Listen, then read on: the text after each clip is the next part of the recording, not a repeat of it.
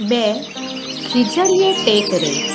હિરણના હેઠવાસના પટમાં ખીજડીયા ટેકરાની નજીક ભોળા કાળીએ દર વર્ષના રાબેતા મુજબ તરબૂચનો વાડો ઊભો કર્યો હતો.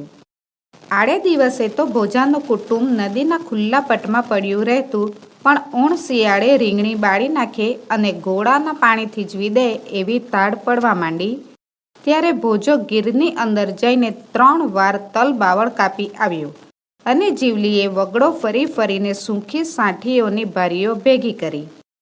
4 દિવસમાં તો ધણી ધણિયાણીએ મળીને 4 છોકરાને ચૂલો સમાઈ શકે એવડો કુંભો વાડા વચ્ચે જ ઊભો કરી દીધો.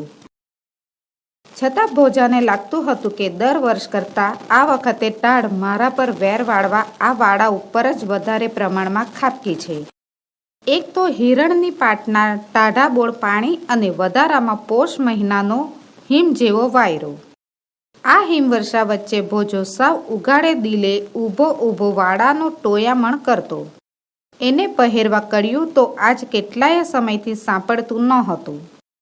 વર્ષો જૂની ચોરણી હતી, એના ઉપર ગોદડા જેટલા ઉપરા ઉપરી થીગડા ચોંટી ચૂક્યા હતા અને હવે એ થીગડાઓ પણ ઘસાતા ચાળની બનેલું એ થેપાડું એટલું તો જીર્ણ થઈ ગયું હતું કે હવે એનો વધારે જીર્ણોદ્ધાર શક્ય જ નહોતો. તાડ જીરવવી એ ભોજાને માટે નવી નહોતી. ભૂતકાળમાં પોતે જ્યારે સીમ ચોરીઓને રવાડે ચડેલો ત્યારે કાજળ ઘૂંટ્યું હોય એવી કાળી ડિબાંગ રાતે એ કાજળ રંગ જોડે પોતાના શીશમવર્ણા શરીરનો સુમેળ સાધવા તે કકડતી તાઢમાં પણ ઊભા મોલમાંથી ભારીઓ બાંધી જતો. છતાં હવે અવસ્થા થઈ હતી અને જુવાનીના ચડતા લોહીના અભાવે સહનશક્તિ પણ ઘટી હતી. તેથી હિરણના ઉપરવાસથી સુસવાતા વીંછીના ડંખ જેવા ઠંડા વાયરા કવચિત ભોજાના જડબાની ડાકલી બજાવી જતા ખરા, પણ પોતાની 32 દાંતિયા કરડે એ સામે ભોજાને એટલો રંજ નહોતો જેટલો રંજ એને ટાઢમાં કપડાને અભાવે ઠૂંઠવાટા નાગા પૂંગા બાળકોનો હતો. ટોયામણ કરતો ભોજો કવચિત ટેકરા પાછળ લપાઈને બેઠેલા ગામમાં આવેલી કાપડની દુકાન પર પોતાના મનઃચક્ષુ માંડતો અને દુકાનની અંદર ઘોડાઓ પર ખડકાયેલી કાપડની થપ્પીઓ પોતાની ચોર નજરે નોંધી લેતો. માધવજી કાપડીઓ ગજના ગજ ભરે, પણ મારા જેવા સારું કટકી લુગડું પણ ફાડે નહીં. ભોજા જેવો ભડ માણસ પણ મણ એકનો નિસાસો મૂકતો અને તરત એનામાં રહેલો ભૂતકાલીન ભોજ્યો ધાડપાડું સળવળી ઉઠતો. માધ્યાની હાટમાં ઉમરામાં એક ગણેશિયો ભરાવું એ ભેગા જ એના ખોખરા કમાંડ ભટાક કરતા ઉઘડી પડે ને ખભે ઉપાડી શકાય એટલું કાપડ ઉપાડીને કુબા ભેળું કરી દઉં. પણ આ ચિત્રની સાથે સાથ જ બીજું એક ચિત્ર પરાણે આવી ઊભતું હતું. ગામના શકમંદ શખ્સોની યાદી ઉપરથી કુંબાનો સગડ કાઢીને પસાયતાઓ ભોજાને ઢોરમાર મારી રહ્યા છે. ગુનાની પરાણે કબૂલાત કરાવવા પોતાને ઝાડની દાળે ટાંગીને નીચે તાપ કર્યો છે. મુદ્દામાલનો પત્તો મેળવવા કાપડ ક્યાં દાટ્યું છે એ સ્થળ બતાવવા હાથ પગ બાંધી રણગોવાળીઓ બનાવીને ઉપર લાકડીઓની તડાપીટ બોલે છે. ના, હવે આ ઉતરતી અવસ્થાએ આવા ઢોરમાર મારાથી નહીં વેઠાય. ભોજાએ આ જોખમ વહોરવાનું માંડી વાળ્યું. આવા જોખમ ખેડવાની આવશ્યકતા જ ન રહે એવો સુભગ સંયોગ ભોજા સમક્ષ આવી ઊભો. ખીજડીયા ટેકરાનો ઉપયોગ નાના મૃત બાળકોને દાટવા માટે થતો હતો. એની જમીન બહુ કઠણ નહોતી, તેથી સાદી નાનકડી કોષ વડે પણ એનું ખોદકામ એકલે હાથે થઈ શકતું.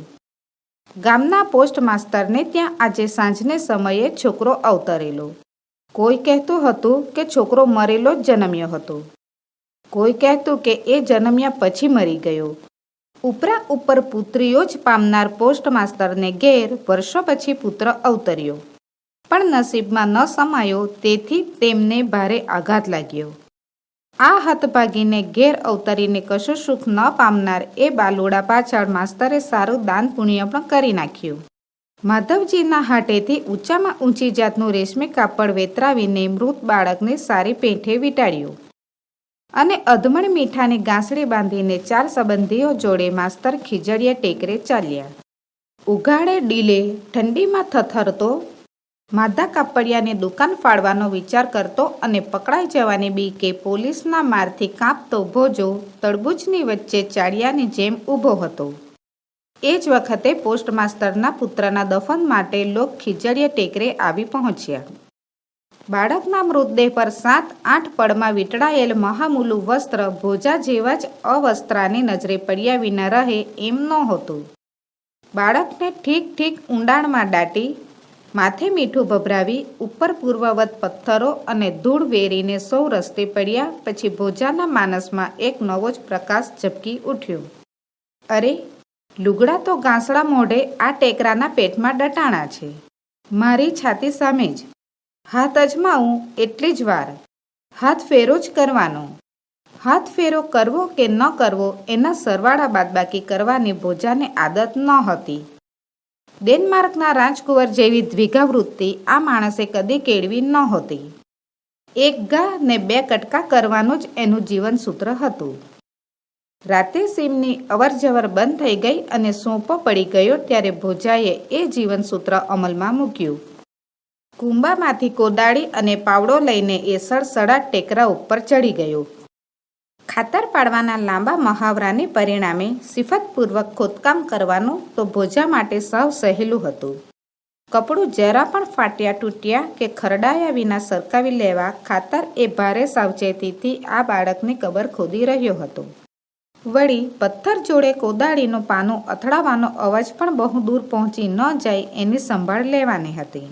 ખત્રીસો મારીને ખાતર પાડતો હોય અને ઘરમાંથી હળવેકથી ઇસ્કોતરો સરકાવી લે એમ ભોજાએ લુગડે વીંટાળ્યા બાળકને ખાડામાંથી ઊંચકી લીધું. પણ ઊંચકતા જ એણે આશ્ચર્ય અનુભવ્યું. હાડમાંસનો એ નાનકડો નિશ્ચેષ્ટ લોચો સહેજ સળવળ્યો. કૂણા હાથ જેવી કશીક વસ્તુ અંદર ઊંચી નીચી થતી લાગી. ભોજા જેવો ભડ આદમી પણ ભડકી ઉઠ્યો. મરેલ છોકરાઓને દાંટવાના આ ટેકરામાંથી જીવતું બાળક ક્યાંથી નીકળ્યું? આ કોઈ ખવીશની રમત તો નહીં હોય? પણ અત્યારે એવી કલ્પનાઓ કરવાનોય અવકાશ ક્યાં હતો? હાથમાં વધારે ને વધારે ઝડપથી સળવળતું આ બાળક હવે રડવા માંડે અને પોતાની આ ઘોર ખોદ પ્રવૃત્તિ જાહેર થઈ જાય એ પહેલાં આ સ્થળ છોડી જવું જરૂરી હતું. પણ કરવું શું? ચોરેલી વસ્તુ મૂળ સ્થાને ગોઠવી દેવી? 100% સલામત માર્ગ તો એ જ હતો તો પછી આ ઘોર ખોદવાનો મૂળ ઉદ્દેશ માર્યો જ જાય. અંગ ઢાંકણ કપડાનું શું? લુગડું ઉતારીને છોકરું પાછું હતું એમ ધરબી દઉં? આ વિચાર આવતા તો આવી ગયો પણ એની ભયંકરતાથી ભોજો પોતે ધ્રુજી ઉઠ્યો. મારે કેટલા ભવ કાઢવાના છે તી આવી બાળહત્યાનું પાતક માથે લઉં? હિરણની ઉપરવાસની ભીમપાટ ઉપર ટાઢમાં ઠૂઠવાતા શિયાળિયાની લાળી સંભળાઈ. ગામ તરફથી કોઈનો ખોખારો પણ કાને પડ્યો. હવે આ ખોદેલી ઘોર ઉપર વધારે સમય ઊભા રહેવું સલામત નહોતું. કશો પણ વિચાર કરવા રોકાયા વિના ભોજો બાળકને લઈને સડસડાટ ટેકરો ઉતરી ગયો અને કુંબામાં આવી ઊભું. ઓરડો ઓઢનાર આઈની જેમ કુંબો ઓઢીને જ પડી રહેતી જીવલી આજે મળનાર ખાપણિયા કપડાની આશામાં જાગતી જ બેઠી હતી અને એક તાપણાના તાપે ટાઢ ઉડાડી રહી હતી. પણ ભોજાએ જ્યારે કપડાં ઉપરાંત એક જીવતા જાગતા બાળકને પણ રજૂ કર્યું ત્યારે જીવલી ડઘાઈ ગઈ. ખીજડીયા ટેકરે અનેક જાતના ચડિતરો થતા જીવલીએ જાણ્યા હતા અને જીરવ્યા પણ હતા. આજનો બનાવ કોઈ ચડિતર નહીં પણ પૂરેપૂરો વાસ્તવિક અકસ્માત જ છે એવી ખાતરી થતાં એણે વત્સલ માતા બની જઈ આ નવજાત બાળકને છાતીએ લીધું. ટેકરાની પોચી માટી મંટોળીના આવરણમાંના છિદ્રોમાંથી પ્રાણવાયુ પામીને પ્રાણ ટકાવી રહેલા બાળકને માતૃગોદની ઉષ્મા મળતા એનો અવાજ પણ ઉઘડ્યો. તે મધરાતે જ ભોજાએ પોસ્ટમાસ્ટરની ડેલીની સાંકળ ખખડાવી. પોતે કરવા ધારેલા ગુનાની સવિસ્તાર કબૂલાત કર્યા પછી ભોજો છોભીલો બનીને પોસ્ટમાસ્ટરની સમક્ષ ઊભો રહ્યો. મૂઠ ભળેલી આંગળીઓ મોંમાં નાખવા મથતા બાળક ભણી પોસ્ટમાસ્ટર તેમજ પત્ની આનંદભેર જોઈ રહ્યા હતા. હમણાં મને પોલીસને હવાલે કરી દેશે એવો ભય ભોજાને સતાવી રહ્યો હતો.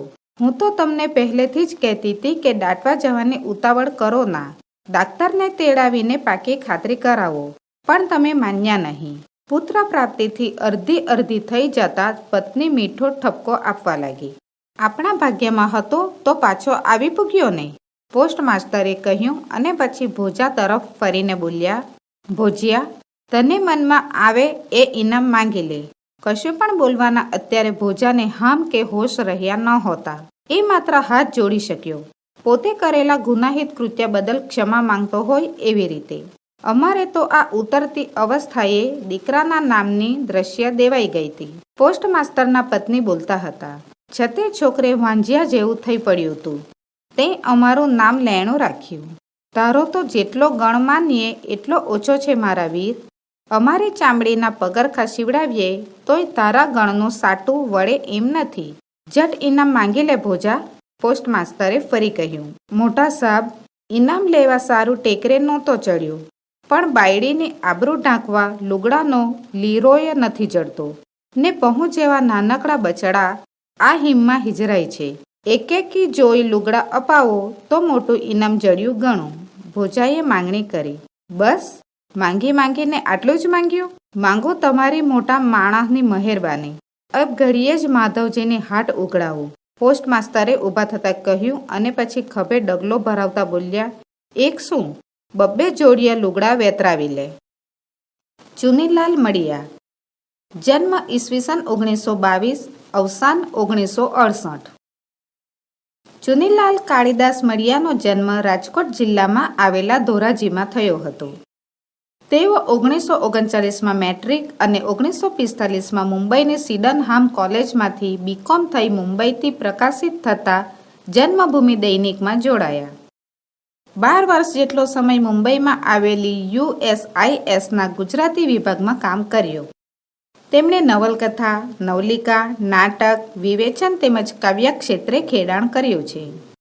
વ્યાજનો વારસ, વેળા વેળાની છાંયડી, લીલુડી ધરતી ભાગ 1-2, સધરા જયસંગનો સાળો વગેરે નવલકથાઓ, ગુંગવતા પૂર, શરણાઈના સૂર, અંતઃસ્ત્રોતા વગેરે વાર્તા સંગ્રહો, રંગદા, શૂન્યશેષ, રામલો રોબિનહૂડ વગેરે એકાંકી અને ત્રિઅંકી નાટ્ય સંગ્રહો આપ્યા છે. તેમણે ચોપાટીને બાંકડેથી હળવી શૈલીના નિબંધો, વાર્તા વિમર્શ, શાહમૃગ સુવર્ણમૃગ વગેરે વિવેચન સંગ્રહો આપ્યા છે. તેઓ રણજીતરામ સુવર્ણચંદ્રક તથા નર્મદ સુવર્ણચંદ્રકથી સન્માનિત થયા છે. જીવનની કારમી ગરીબાઈ વચ્ચે ધબકતા પિતૃહૃદયી ભોજાની હૃદયદ્રાવક મનસ્થિતિ સૌ કોઈ ભાવકનો કાળજો વીંધી નાખે તેવી કરુણ છે. ભૂખ ભૂંડી છે અને ગરીબાઈ વશમી છે. એ શું કરે છે કે શું કરાવે છે એ આ નવલિકાનો વર્ણ્ય વિષય છે. કહેવાતા મૃત બાળકનું રેશમી વસ્ત્ર લેવા ભોજો ઠંડીમાં ઉઘાડા શરીરે ઝઝૂમે છે. સમાજ જીવનની આ વરવી વાસ્તવિકતા ભોજાના કાળા કરતૂતો ભૂલાવીને તેના પરિવાર જોડે સહૃદયતાનો તંતુ સાધે છે. ભોજાના ભયની સામે માસ્તર પરિવારનું અમી ભરેલું અભય વચન વાર્તાનો સુખાંત સર્જી સર્જકની કલ્પનાતીત સફળતાનો પરિચય કરાવે છે. ભોજાની લાચારી દીનતા સામે માસ્તર દંપતીની ઉદારતા સદૈવ સ્મરણીય બની રહેશે.